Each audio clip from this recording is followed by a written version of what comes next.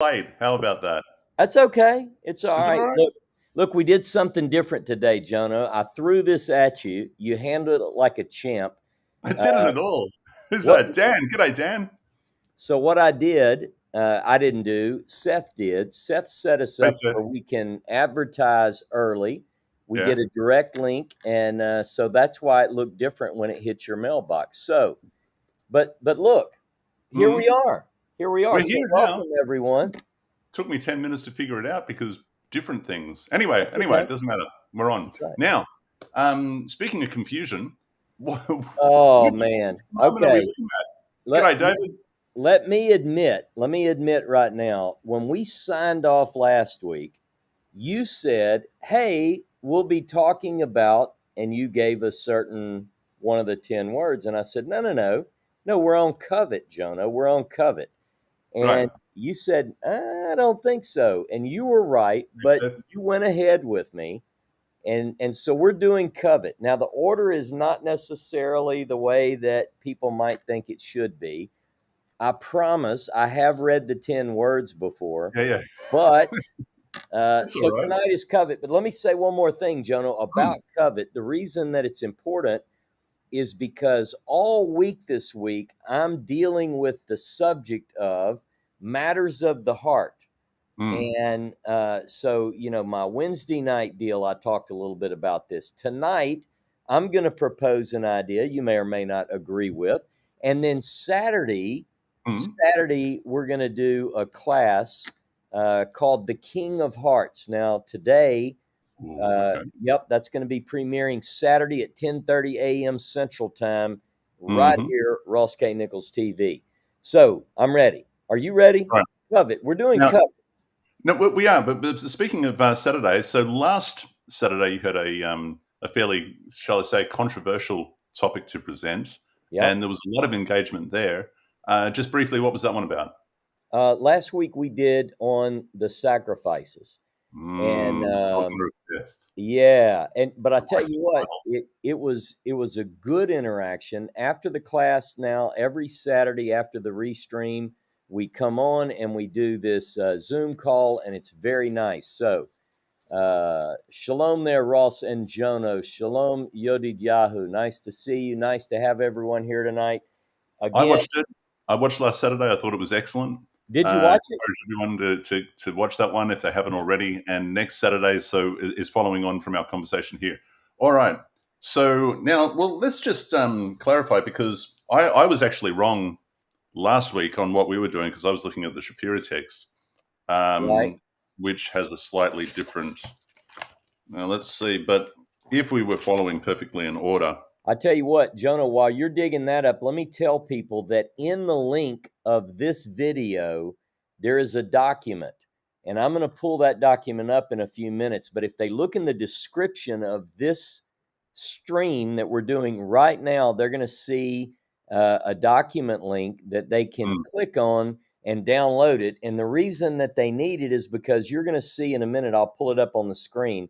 So if somebody says, "Oh, I don't know where to go. I don't see what he's talking about," don't worry, because we're going to show it to you.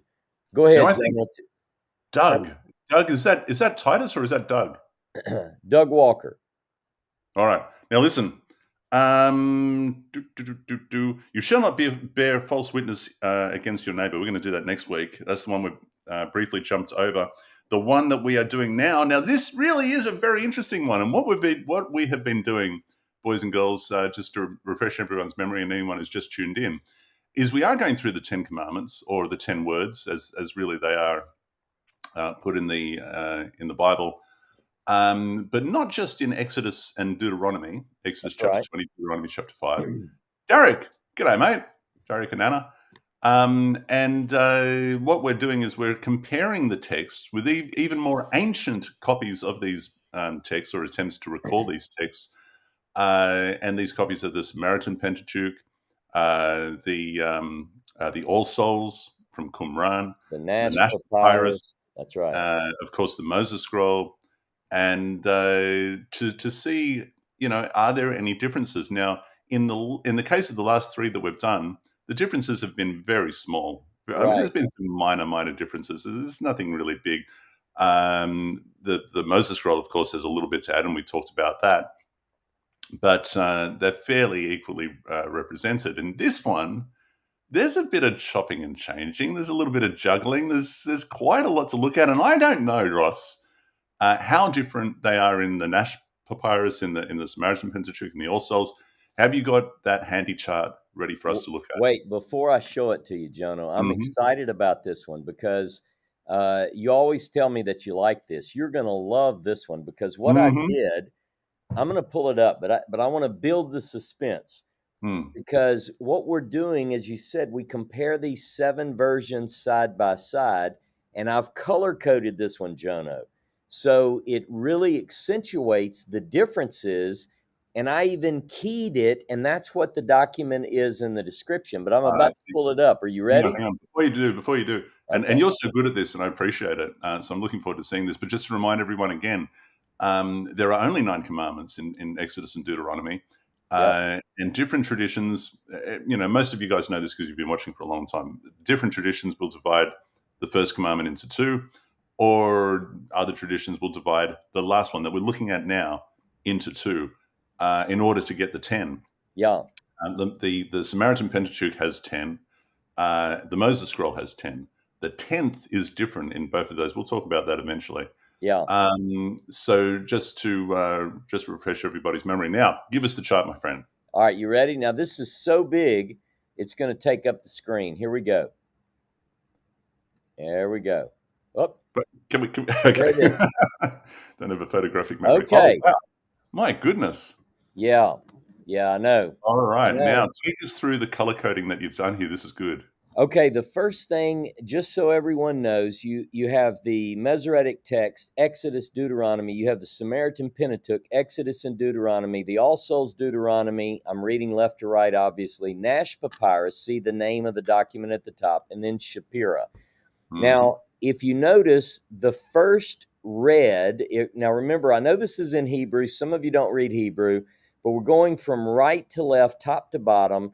So if you look at the top of the screen, what we have is the first thing that's highlighted is red all the way across. Now, what that says is each of these, all ancient versions, begin with the same 2 words, lo tachmod, no, you shall not covet, basically. That's the English translation.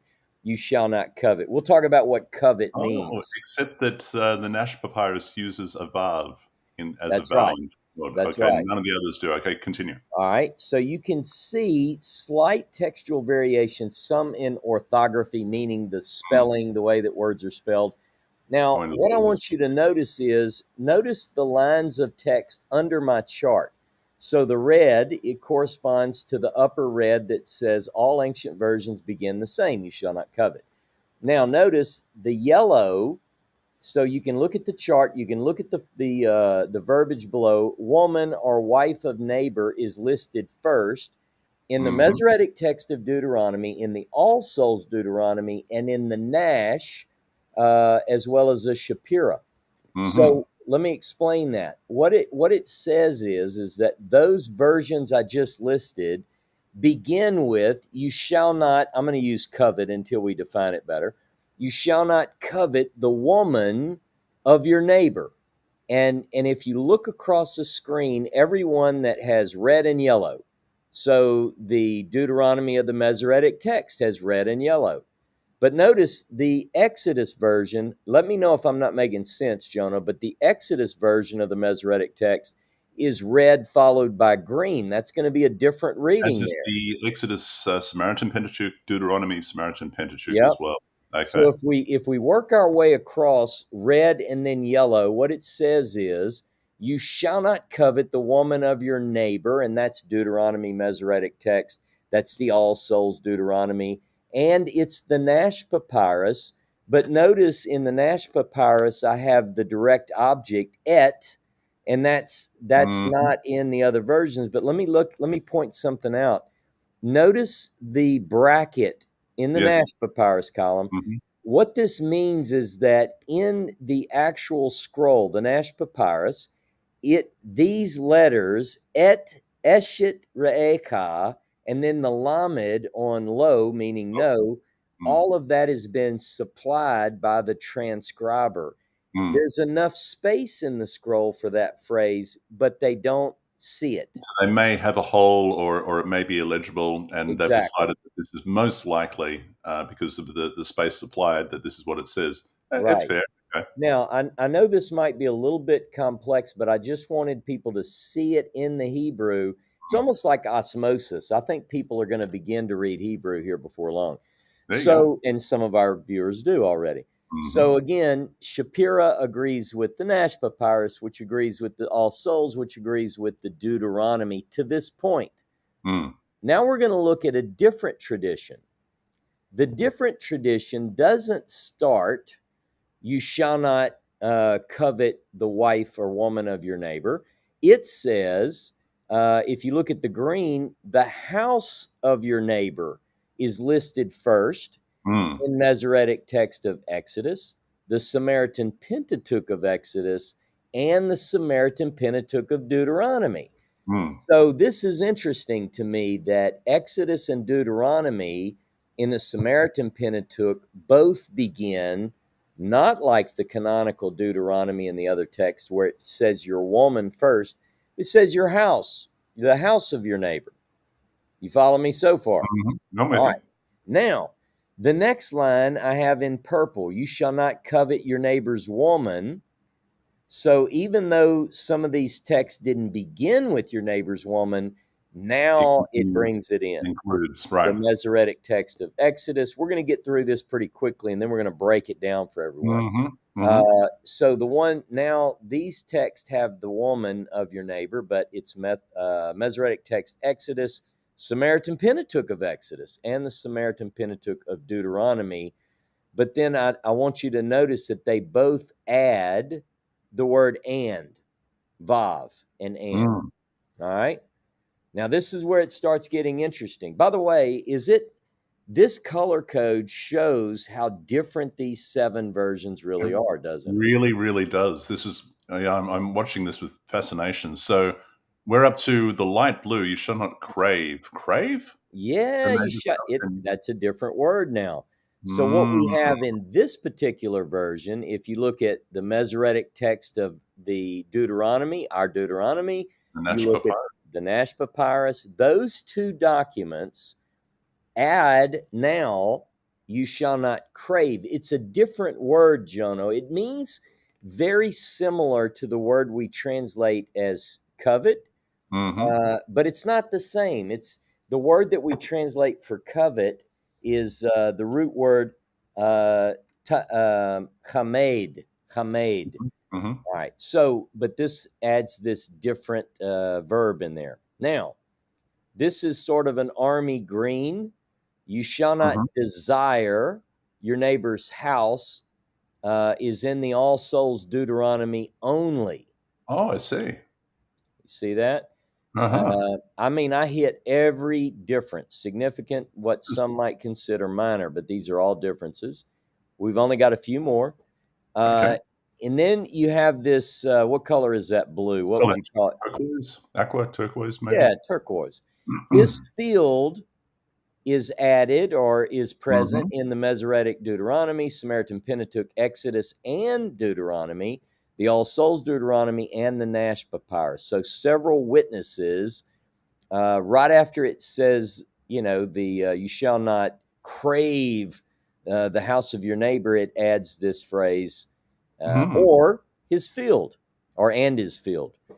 Then we've got the next red line, his servant and his maidservant. Now, if you look left to right, Exodus and Deuteronomy, the Masoretic text, Exodus and Deuteronomy, the Samaritan Pentateuch, the All Souls Deuteronomy has it, the Nash Papyrus has it, and Shapira all have his servant and his maidservant.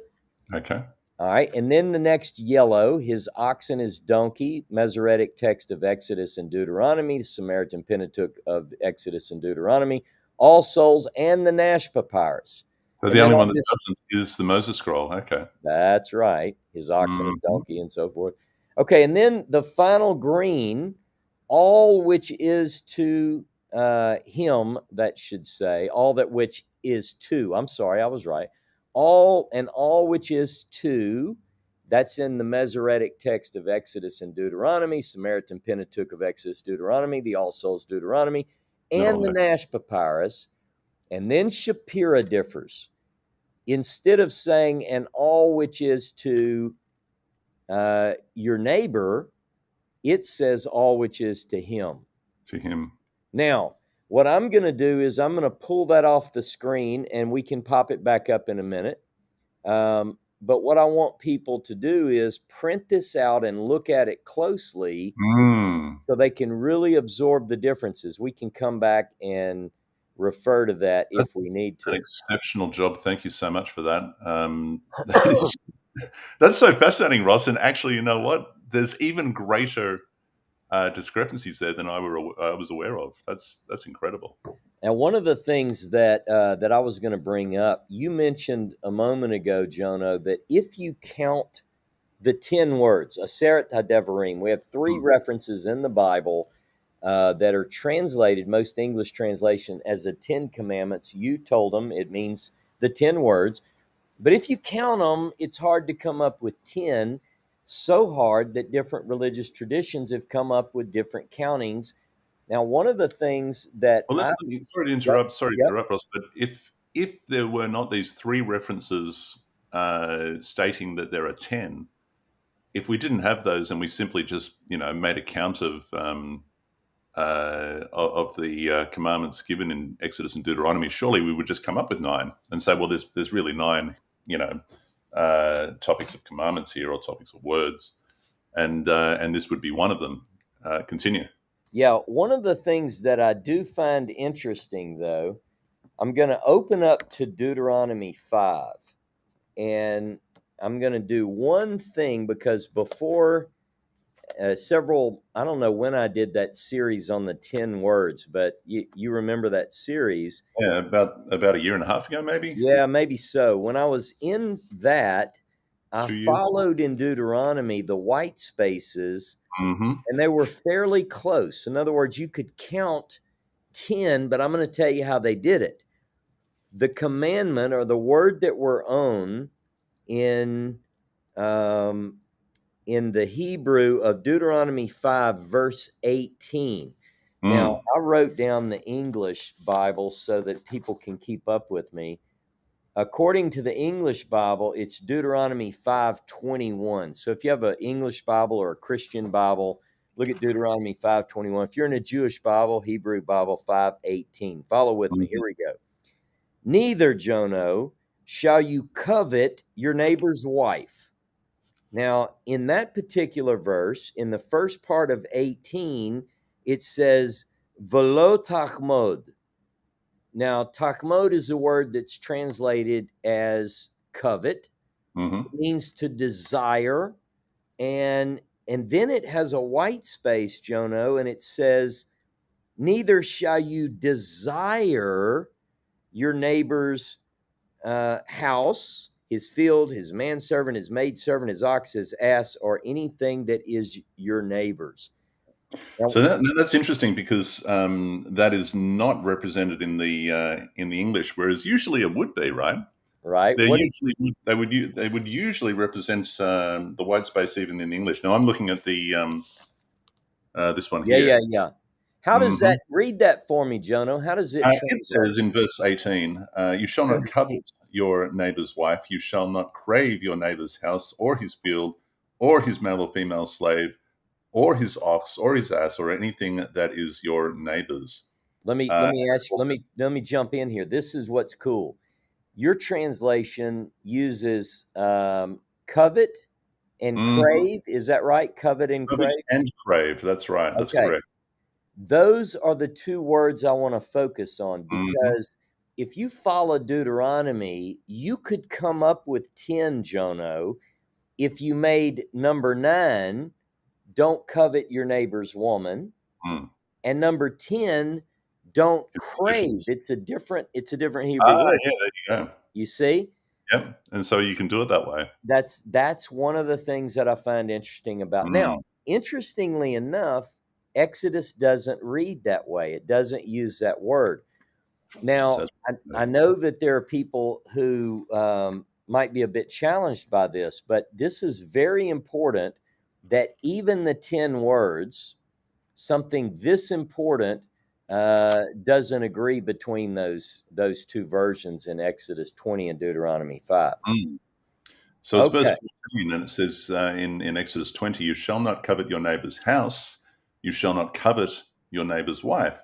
Wife is second, or his male, female slave, or his ox, or his ass, or anything that is your neighbor's. that's right. So Exodus employs the word, it says lo takmod in both of those instances. Lo takmod, lo takmod. Mm-hmm. Now, some people would say this is such a minor detail. Who cares? I mean, you're straining at a gnat and swallowing a camel here. But one of the things that I find interesting is it makes me wonder, why is there a different word there? Mm. And why do they Deuteronomy uses two different words where Exodus kind of says the same thing, but Mm-hmm. it uses the same word takmod in both of those instances. Now, what are your thoughts at this point? I hadn't been following the chat, but I've got Well, some things. the next question that rises in my mind is, well, okay, now we have to define those words, because is there a difference between crave and covet? Is there a reason why two separate words are used in Deuteronomy? Is Deuteronomy representing a word that isn't in the original? Which one is right? Yeah, And we need to know the definition of these words if we want to observe the 10, yeah. and this one in particular. So, what do you think? Do you want to supply us with some definitions? Yeah, I think that we can go with, and this is backed up by other scriptures when we look up different verses that contain these words. Let's start with hamed, which is the root word of where it says lo takmod, you shall not Hmm. desire. I think desire is a good word. We say covet, but who uses the word covet? I mean, outside of the Bible. I think outside of a parochial environment, I don't say covet that often. I know when I back in my church days, someone would say, brother, I'm going through a tough time. I really covet your prayers. I really desire your prayers. That's what it means, right? Mm-hmm. So one of the things that I wanted to do was find a story within the Bible that uses both of these words. Mm. And I found one. Mm. Okay. And it goes all the way back, Jono, to the Garden of Eden. Can we do this? Can we go ahead and Oh, jump into by all this? means. Okay. But now, before you do that, while you're finding it there, Yep. I just want to say good day to Lynn, because Lynn and Tiffany are coming with us on the All Tanakh Tour. right. Hey, Lynn and Tiffany. So All that's right, good. here we go. All right. I say, is Tiffany with her? Hello, Oh, Marlene. While I'm Tiffany there looking at with the you? list, let's say hello. Dove, Marlene, Lev, Devereen, 42, Miriam. Atlanta, Tracy. Yeah, go ahead, Tracy. We have a crowd. James Erickson, Steven Simpson, Yodi Yahoo, Marianne, Yeah. Derek, Doug. Good Yeah, guys. Eric. Oh, you know what? You know who's not there? Where are you, Dave? Come on, I know you're watching. Dave might be busy. I don't know. Oh, yeah, Dave, you better not be busy. Don't We'll see. disappoint me now. He can All watch right. it later. All Okay. right. So what I wanted to do was find a story. So if you go to Genesis chapter 2, Jono, Mm. we're going to get at the root idea. And then I'm going to throw a theory at you that I don't think you and I necessarily agree eye to eye on. But my job tonight, even though I didn't know the order of the 10 words, maybe I can redeem myself. We'll see. Hey, Titus. Hey, it is Titus. Titus is coming on the Tanakh Tour as well with Andrew. Yeah. All right. Here we go. Okay. We're gonna have fun. Genesis chapter 2, verse 8, Jono. Yep. And the Lord God planted a garden eastward in Eden, and there he put the man whom he had formed.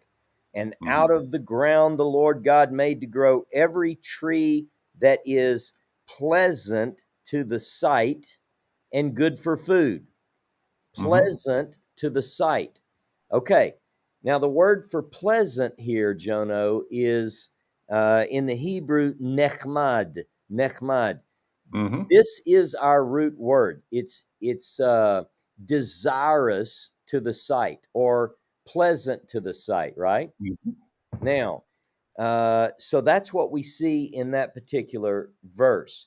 Yeah. Now, if we go down to verse 16 of chapter 2, we get some boundaries. This is where he tells them what you can and can't eat. So there are boundaries around all of these beautiful fruit trees in the garden, right? Now, go down to chapter 3 Mhm. of Genesis and verse 6. You ready? Mm. Okay. And let me see. Let me make sure that, yep, there we go. And it says, and when the woman saw that the tree was good for food and that it was a delight to the eyes and Mm. a tree to be desired to make one wise. Let's see. I lost my place. Was a delight to the eyes, a tree to be desired to make one wise. She took of its fruit and did eat and gave also to her husband. This Mm. verse uses both of those words, Jono, both of the words that the writer of Exodus and Deuteronomy employs. Remember, they're different. Now, I know a lot of people would say, it kind of means the same thing. I want to know why they're different, because both of these versions claim to be the words that God spoke on the mountain on the day of Mm. assembly from the midst of the So fire, which one's right? Yeah. and ultimately got written on stone. So Mhm. some people might not care. I care. Now, Mm. so the fact that there are different, these two different words, again, they mean very similarly. One means desirous or to desire. And by the way, Jonah, it's not always a bad thing. It's not Oh, no. necessarily it doesn't say in the Bible that you should not desire, because there are quite a few things that you can desire. And Mhm. the land of Israel, by the way, is to be desired. Mhm. Ezekiel refers to his wife in Ezekiel chapter 24 as the desire of your eyes. Psalm 19, verses 9 and 10, very positive definition of desire. So the sin is not to desire. In fact, here, what is the thing that they're not allowed to do, Jono? What's this? What's the one thing that God tells them they cannot do? In this regard. Yeah, eat from the fruit of the Oh, tree of oh. knowledge of good and Yeah, bad. yeah, just don't eat it. So stay Doesn't with say me. don't. Yeah, Hey, so if they stand there and they look at it and go, "Oh, you know, it looks desirable. It looks like it's good for eating." Have they if done anything wrong? Let me ask you this. I mean, technically, and some might not like this illustration, but so far as the literal command or the Mm. literal prohibition, they technically could have licked it. Sure. I mean, as long as you don't, what's the command? Don't eat from this fruit of this particular tree. He didn't say you can't desire it, did he? I tell you what. How about Okay. this? They could have plucked off a whole lot of fruit, turned it into a paste, and smeared their body with it. And as long as they don't eat it, they haven't broken the commandment. Is that fair? I think we're pushing the limit with this crowd, but again, it's the command is just don't eat it. Now, we're not going to get too much into the story, other than to say, when the Nakash, when the serpent shows up, what does he say? Hath God said that you can eat from any tree? And and she says, well, God said we can't eat from it nor touch it lest we die. And if Mm. we read the narrative, if we just go with what the text says, there's nothing there that says that they couldn't touch it. Now, a Mm. lot of people will go into this brilliant exposition here and they'll say, well, they're building a fence around it. And the idea is that if you don't touch it, then you're not going to eat it. And, so it was a good thing. But ultimately, as Proverbs chapter 30 and verse 6 says, if you add to God's word, you'll be found to be a liar. So she did touch it. She Mm. ultimately takes it. When she sees that it is a desire to the eyes and good for food, even though it was forbidden, she eats of it and she gives to her husband and he eats of it. Mm. Now, I'm going to begin to move into a theory that I have, and I'm going to see if you agree with it. And nobody has to agree with me, but I think from this story, I can make at least a decent case for what I believe on this. You ready? All right. What is it? Let's talk about coveting for just a minute. What does it mean when it says you shall not covet the wife or the woman of your neighbor? What's being forbidden there? Well, this is the question, though, isn't it? I mean, is this not the question of how do we define covet? That's what I'm getting at. How Okay, would so you define it right now? What would you say that means? well, it's difficult because it could possibly mean a number of things. If you see your neighbor's wife, let's say you don't even know that she's his wife. Maybe they've just gotten married. You see this beautiful woman across the street, or on the street, whatever, and you think, oh, she's look, it's a beautiful woman. You may have, I mean, let's face it, we're men, we're full of testosterone, we're biologically we're designed to be visually stimulated, and we may desire her in a sense. We may entertain that. Have we coveted? And then there's the idea that you may see this beautiful woman, and then you may decide that you want to take action to actually meet her and see if progress things, Yeah, if you like. right. Then there's the scenario where you may see that she's your neighbor's wife, and yet you still may decide that you want to Take uh, things further. Yeah. take things further. And then there's the scenario, Ross, where you actually devise a serious plan to steal her from her husband in whatever way that may be. Which one of those is covered? Okay. So let's pick up some of the comments. We have some really good comments here. Mm-hmm. Miriam Levinson says that a definition of coveting is desiring something that belongs to someone else. Okay, that's All right. one of, and some of these are kind of what you described, different ways of putting it, maybe. Peggy says David coveting Bathsheba, not his. Tracy says today covet is used in context of lust.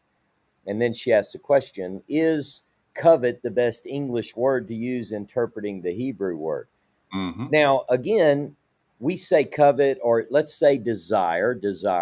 I won't say lust yet, because I want to get at the root meaning. And the root meaning, one second, Mm-hmm. just as it says that Ezekiel's own wife was the desire of his eyes, the delight of his eyes. Mm-hmm. And it's the same word that we see with don't covet the woman of your neighbor. So you could say, as Miriam says, maybe it has something to do with desiring that which doesn't belong to you. Okay. I mean, in other words, you can desire, obviously, the woman that belongs to you, but you can't desire someone else's woman. Now, the question becomes, and then I'll be quiet, where is that line? Like, where Where do does you go? Where do you go from I'm walking down the street, and please know I'm joking, and women are giving me wolf whistles all the way? You happens all know, the time in it Jerusalem. He's not. happens I It's cannot even embarrassing. go out in public. I can't even go out in public with him. Yeah, it's bad. It's to the point where I don't even want to go out. But so that's at what point have they taken it too far? Yeah. Okay. So may I interrupt just for a second and remove the woman from this scenario? And let's say you look across the road and you see that your neighbor has bought a brand new car, Okay. some sort of vehicle, and you know that it's his. It's parked in his driveway, Sure. and you look at him and you go, "Oh, that's all right. I like that."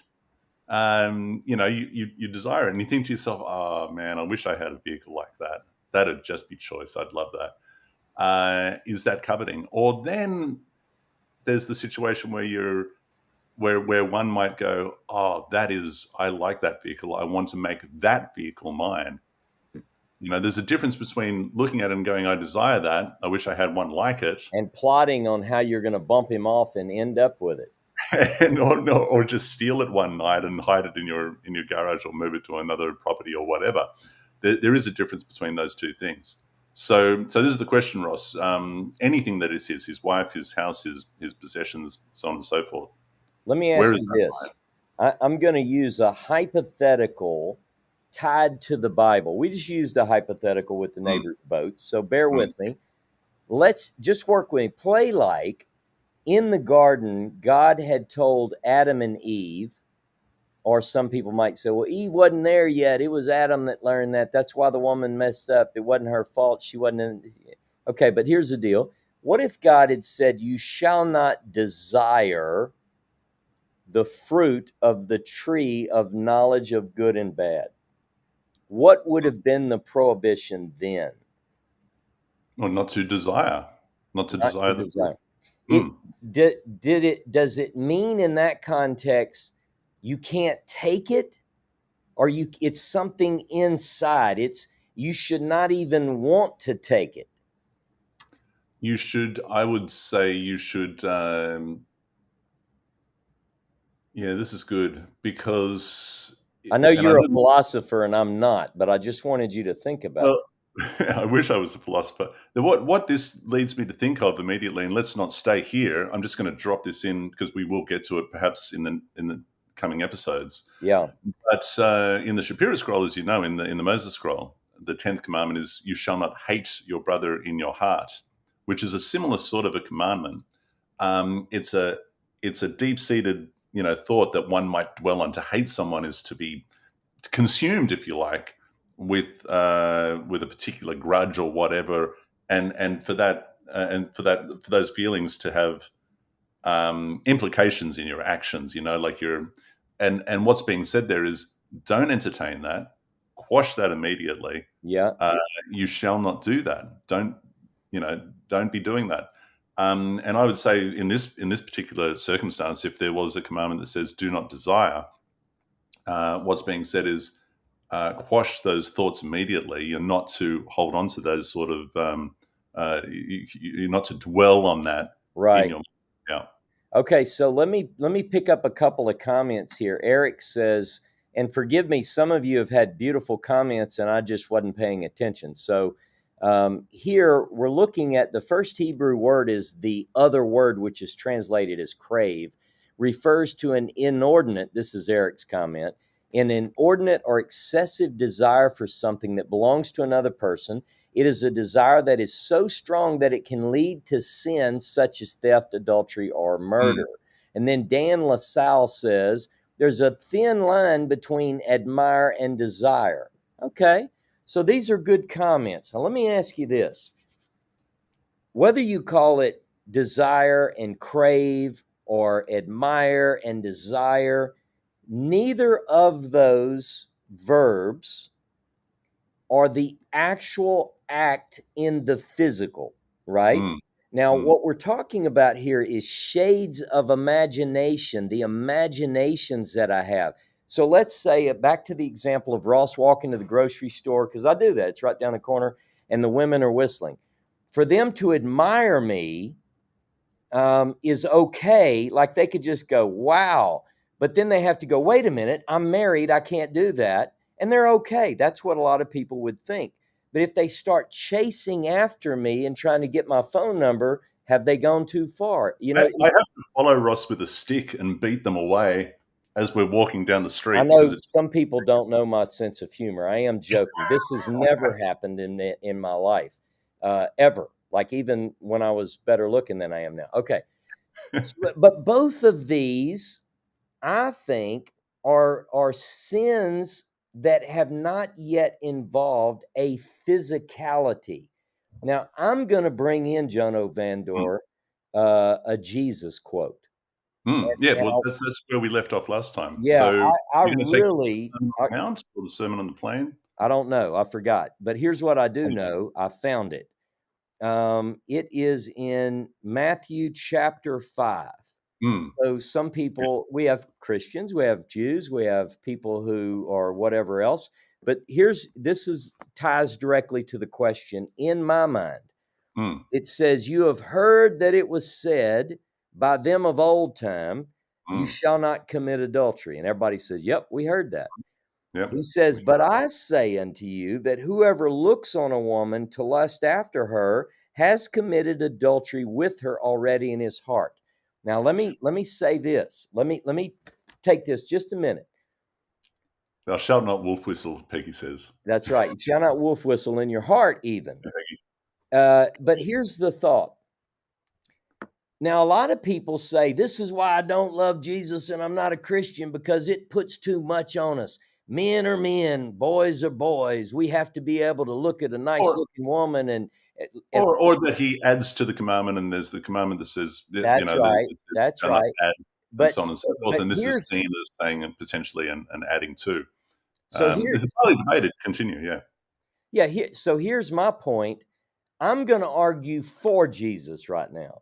Mm, I'm going to suggest that he never left the 10 words. mm, I'm going to suggest that what he's actually saying is this. He says, you've heard that it was said, don't commit adultery. And they said, yes. And in their minds, you know what they said? Yeah, but Jesus, we can show enough look, because, men are men. And mm. I think Jesus is saying here, and I'm not a preacher. I could have been, but I'm not. I think he's saying, you know what? Let me tell you something. I'm not even going to let you leave the 10 words. Do you realize that if you look at the woman of another with lust in your eyes, you haven't done anything yet. But okay, but he hasn't said with lust in your eyes. He said to lust after her. Is this Okay, well, lust? No. I'm serious. So yeah. to lust after, does that mean to lust with intention, or does that mean just to mentally entertain? Let's What go do you with think? your point. I don't know. I'm not asking. No, but let's take that. Whether it means to just fleeting thought, boy, I'd like to have her for a date. And then the next Mm, thought is, okay, how do I make this happen? A lot of people mm, are differentiating between that, but you realize that neither one of those have actually done the act. right. Okay, But so the act in this case would be now. Sorry, I'm just trying to clarify. Jesus is referring to a man lusting after another man's wife, right? well, it just says a woman, so it doesn't even say it, but you have to assume that Jesus knew what adultery was. Yeah, Okay, so that's yeah. that's the context. Um, and so the question becomes: is it lusting after to like actually act upon that lust, or is it entertaining an idea in one's mind? Yeah, Okay, sorry. Okay, continue. Yeah. let me make this point. Now, I think that I'm horrible explaining this because no one ever sees what I'm saying, and it's Mm, probably because I'm not explaining it well. If if I plan for an event that's a mm, crime against God, if I plot it and imagine it, if I can but I haven't done it yet, I have mm. not done it yet. The But point what that you are doing is you're hang on, coveting, Jonah, hang on. The point that I'm making is it is a sin to do all of that activity internally. You see what I'm saying? right? Even if I haven't done it, he doesn't say this isn't baseball. He's not saying if you get 2 strikes, you're out. Yeah. He's saying don't do this. Now, here's one point that I'm going to ask, and then I'll. I know I'm pushing this, but I want to make sure I'm making myself clear. Mm, In Genesis chapter 6, 5, mm, chapter 6, verse 5 and verse 6. Let me read that just because I think it's relevant to the discussion. In Genesis chapter 6 and verse 5, the Lord saw that the wickedness of man was great in the earth, and that all the impulse of the thoughts mm. of his heart We're was evil. only bad all the day. Mm, Now, you could say, well, what's the big deal about that? It's only his thoughts.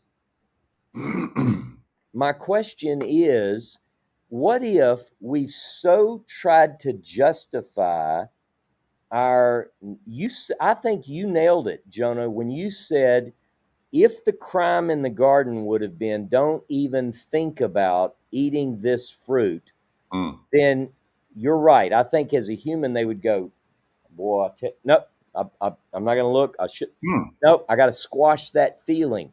But what if the Torah at the deepest level, what if the 10 words are saying, don't do this, don't do that, don't take stuff that belongs to someone, whether it's his stuff or his woman or his maid mm, servant or his mm, donkey or his this or that. And I don't even want you to think about it.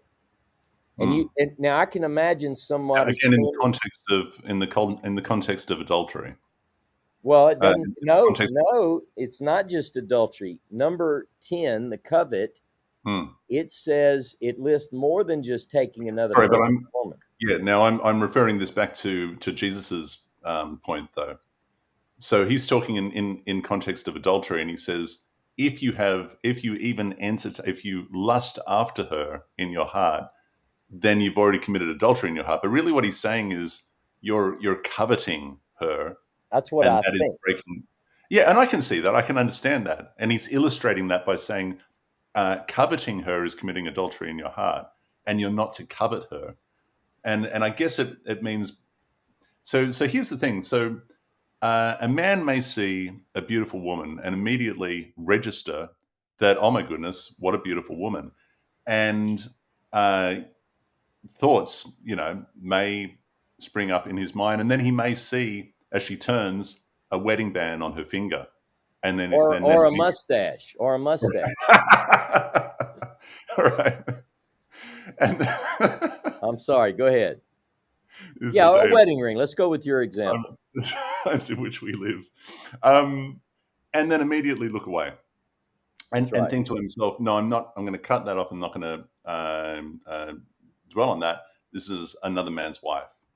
And that's well and good, and I think that's the right thing to do, and I think that's Yeah. in keeping with "you shall not covet your neighbor's wife," and I think that's and I would say, and I think that would be in keeping with what Jesus is saying. Would you I agree with that?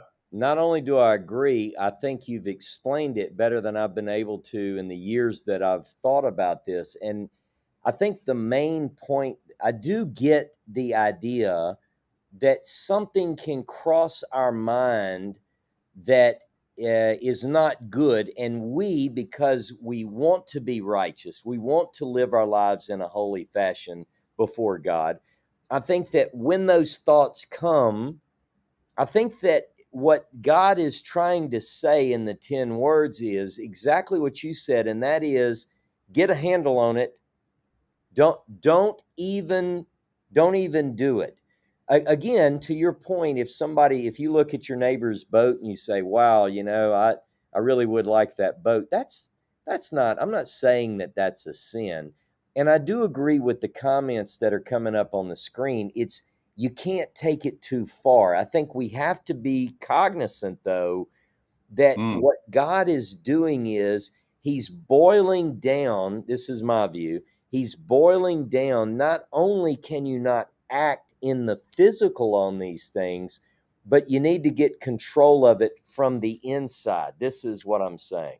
Now, to be fair, and I don't want to get too graphic here, but if you look across the street and you see a neighbor's new car, and you think to yourself, "Hey, that's a nice vehicle. Oh, I wish I had a vehicle like that." And then you start to imagine, what it would be like to take it for a ride. Well, you can't do that with his wife.